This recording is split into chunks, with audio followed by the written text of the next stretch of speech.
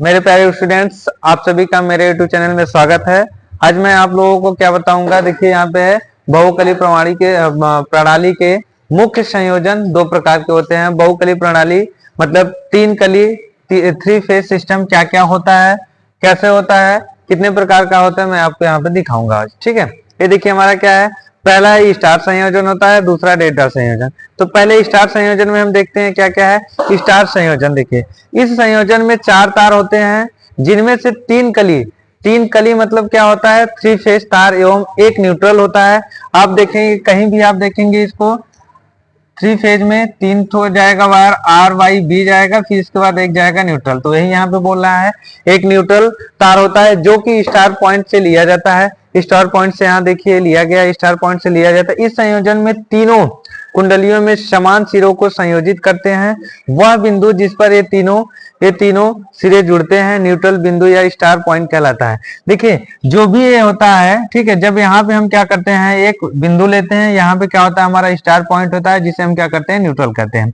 तो यहाँ से हम लेते हैं, अब इसको एक को यहाँ से ले गए, वायर एक इधर जाएगा एक इधर आएगा। आप चाहो तो तीनों ऐसे ऐसे ऐसे ही कर सकते हो ऐसे, लेकिन नहीं, इसमें स्टार संयोजन तो स्टार की तरह दिखना चाहिए। ठीक है, तो ये देखिए ये पहला वायर है हमारा क्या आर है, दूसरा वाई है, तीसरा बी। अब इसमें क्या करंट भी जाएगा तो आई आर एन, ए क्या हो गया, आई से धारा होगी, आर से हमारा फेज हो गया, एन से क्या हो गया हमारा न्यूट्रल हो गया। ठीक है, अब इसके बाद ये आर है, फिर एल है, फिर एल आर है, फिर एल है। ये यल जो है हमारा क्या है पेड़ का, तो ये कुंडली है। आर क्या हमारा प्रतिरोध लगा हुआ है। ठीक है, यहाँ पे ये पॉइंट लगा हुआ है, ये क्या है हमारा क्या है न्यूट्रल पॉइंट है। ठीक है, आई वाई एन आई बी एन, ठीक, आई आर एन, ये हमारा फेज है। अब इसमें देखिए इसमें क्या होता है, इनमें जो तीन फेज होते हैं, थ्री फेज जो होता है, इसमें क्या होता है हमेशा तीनों फेजों के बीच में हमेशा 120 का क्या बनता है, कोण बनता है, जिसमें गैपेज रहता है। कोण 120 का है, 120 जो तीनों कोण मिलाकर के कितना हो जाता है, 360 का हो जाता है, 360 का हो जाता है।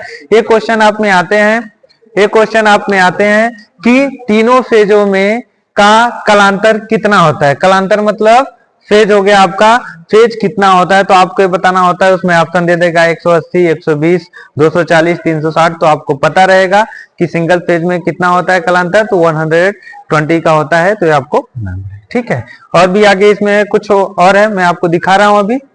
इसमें देखिए क्या है, अगला हमारा क्या है, लाइन धारा। ठीक है, लाइन धारा क्या है, या लाइन धारा या तीन कली धारा या आई एल बराबर क्या होता है, आई सी होता है, आई पी होता है। आई क्या है हमारा क्या है, धारा है, ये क्या है, एल लाइन है, लाइन धारा हो गया। ये क्या है, पी हमारा क्या है, पावर है, फिर आई क्या है, धारा होती है। ठीक है, अब इसमें line voltage V L. Line voltage जो होता है थ्री फेज में √3 वीपी होता है। और क्या है, थ्री फेज पावर 3 गुणे सिंगल फेज पावर। एक सिंगल पावर में देखिए कितना होता है, तो 3 का गुणा करेंगे यार, तो वीपी आईपी और कॉस फाई होता है। ठीक है, तो इसका जब हो जाएगा थ्री फेज का हमारा जो है, थ्री फेज वाला ये जो है पावर, एसी पावर हमारा कितना होता है, √3 वीएल आईएल कॉस फाई। ये क्या है, मोस्ट इंपॉर्टेंट है।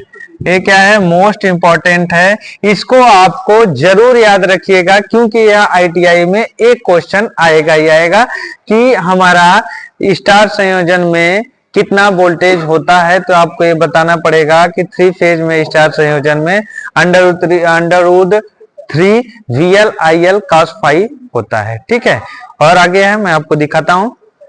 जैसा कि अब इसमें देखते हैं हम क्या स्टार संयोजन, स्टार संयोजन की विशेषताएं। अब स्टार संयोजन की विशेषता क्या क्या है देखते हैं। इस संयोजन में तीन कुंडलियों के समान सिरे के साथ जोड़े जाते हैं। इसमें क्या था, अभी मैंने बनाया था, क्या था, यहाँ से एक न्यूट्रल ले लिया, फिर यहाँ से क्या हुआ, एक ही सिरा, मतलब यहाँ से सभी कुंडलियों को एक साथ जोड़ा जाता है। ठीक है, अब दूसरा क्या है, लाइन धारा आईएल एवं कली धारा आईपी के मान समान होते हैं। इसमें लाइन धारा जो होती है आईएल और बराबर आईपी, ये दोनों क्या होती है, समान होती है। ठीक, इसके बाद क्या, line voltage VL phase voltage VP की 3 गुनी होती है। क्या होती है, ये जो लाइन धारा होती है, लाइन वोल्टेज होता है, और क्या होता है, फेज वोल्टेज, ये दोनों क्या होता है, इन दोनों से ज्यादा होती है। ये क्या होती है, इन दोनों 3 गुना होती है। ठीक है, इसके 3 गुना होती है। स्टार प्रणाली में संयोजित जनरेटर की कली कुंडली, संयोजित जनरेटर जो भी हम क्या करते हैं उसके फेज में जो कुंडली जुड़ी रहती है में वर्तनों की संख्या कम होती है, अतः इनका विद्युत रोधन सरल होता है। क्या होती है? इनके वर्तनों मतलब इसकी कुंडली जो रहती है इसके वर्तनों की संख्या बहुत ही कम रहती है, बहुत ज्यादा नहीं मतलब मीडियम रहती है, कम रहती है। ठीक है। चौथा क्या है? इस पद्धति में उदासीन, और थोड़ा सा आगे लेके आया करो ना, पूरा जूम करो।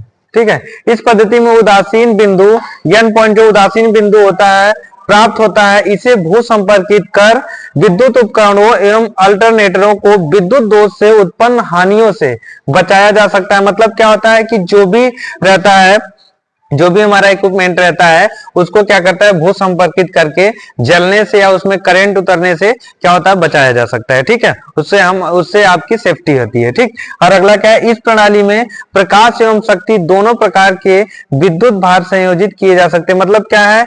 इसमें स्टार संयोजन में आप क्या करेंगे, आप उसमें से 3 फेज रहेगा तो उसमें से एक कहीं से तार कनेक्ट करके या कुछ भी करके आप क्या कर सकते हैं, वहां से अपना लाइट बल्ब आप घरेलू काम ले सकते हैं। ठीक है। और अपना 3 फेज का जो काम रहेगा वो भी कर सकते हैं। एक क्या था इसका स्टार संयोजन विशेषता थी। अब इसके बाद अब आपको बताते हैं, अब देखते हैं स्टार संयोजन के उपयोग। अब स्टार का हम उपयोग कहां कहां कर सकते हैं, हमको उपयोग की क्या क्या जरूरत है। ठीक है। इसमें देखिए, इस संयोजन के द्वारा अल्टरनेटरों को लाइट लोड एवं पावर लोड के लिए एक साथ चलाया जा सकता है। क्या करते हैं हम इसको, इस संयोजन को अल्टरनेट मतलब जनरेटर हो गया, मोटर हो गया, जो भी हमको चलाना है उसको चला सकते हैं और साथ में लाइट भी प्रयोग कर सकते हैं हम। ठीक है। अब इसके बाद इसका क्या है? दूसरा है, मोटरों को प्रारंभ में कम वोल्टेज पर प्रचालित करने के लिए स्टार संयोजन का प्रयोग किया जाता है। सही बात है। जब हम क्या करते हैं, शुरू में आप देखेंगे 3 फेज मोटर हमारी होती है, आप देख लीजिए कोई भी इंडक्शन मोटर होती है उसको शुरू में चालू करेंगे तो स्पीड थोड़ा धीरे होती है, तो स्टार संयोजन में होती है। जब वो पूरी तरह से स्टार्ट हो जाती है, जब पूरा रनिंग स्पीड में हो जाती है तो क्या हो जाती है, डेल्टा में कन्वर्ट हो जाता है। ठीक, ये हो गया। अब इसके बाद है, इसके द्वारा वितरण ट्रांसफार्मर, वितरण का मतलब आप लोग समझ रहे होंगे कि क्या होता है। ट्रांसफार्मर जो वितरण मतलब बांटने वाला। ठीक है। ये वितरण ट्रांसफार्मर की बात कर रहा है क्या, कि इसके द्वारा वितरण ट्रांसफार्मर के बाइंडिंग संयोजन किए जाते हैं। क्या होते हैं? जो ट्रांसफार्मर क्या होता है, जो गांव में घरों में जो लाइट को भेजता है या भेजी जाती है पावर हाउस से, वो क्या करता है, उसको क्या करता है, वहां उसमें स्टार संयोजन में उस ट्रांसफार्मर की क्या होती है, बाइंडिंग होती है। ठीक है। अगला हमारा क्या है, संतुलित लोड को बिना न्यूट्रल पर स्टार संयोजन करके पूर्ण किया जा सकता है। अगर आपको संतुलित करना है तो बिना न्यूट्रल के भी आप उसको करके संतुलित कर सकते हैं। ये हमारा हो गया किसका, स्टार संयोजन का उपयोग। ये उपयोग हो गया।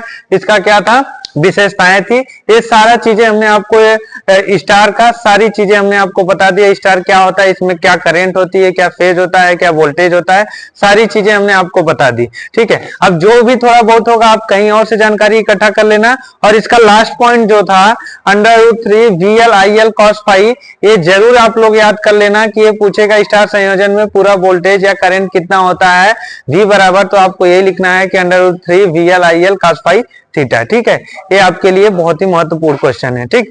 अब देखिए, और भी मैं आपको पढ़ाऊंगा। ये स्टार संयोजन था, अभी डेल्टा पढ़ाऊंगा। डेल्टा में आपको कल पढ़ाऊंगा। ठीक है। डेल्टा का मैं कल पढ़ाऊंगा, कल पढ़ा के आपको उसका फिर उसका वीडियो डालूंगा। ठीक है। आप लोग ज्यादा से ज्यादा मेरे चैनल को शेयर कीजिए, सब्सक्राइब कीजिए और ज्यादा से ज्यादा लोगों से लाइक कराइए। ठीक है। धन्यवाद। 8 मिनट हो गए।